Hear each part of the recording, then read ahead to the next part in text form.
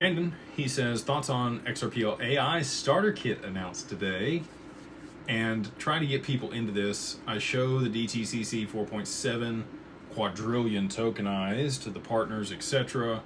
I get eye rolls at this point. If you don't get it, you never will. Look, a lot of the stuff that's happening right now sounds really futuristic, almost sci-fi. Space travel, commercialization of space, building, a sustainable society on the moon and then Mars, real-time payments and agentic, software, working on your behalf and you not having to do all the menial tasks that you're used to doing all the time. Like 6 months ago, I'd have been like, I don't know how close we are. We have come so far in the last 6 months in AI's ability to generate photos, videos,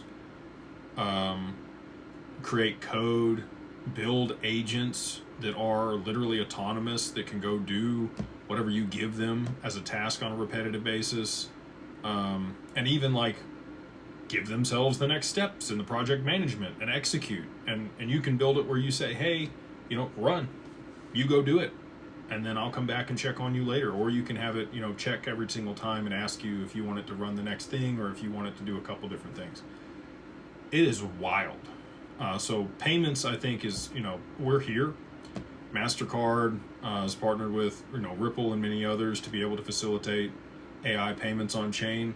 There's still going to be a human in the loop and a checkpoint, which I think is absolutely paramount in the short term for sure, and maybe over the long term as well. Because you need some governance and guidance around this stuff. You don't want it just going off and spending money and being willy-nilly and making its own decisions, because it will if you leave it unchecked.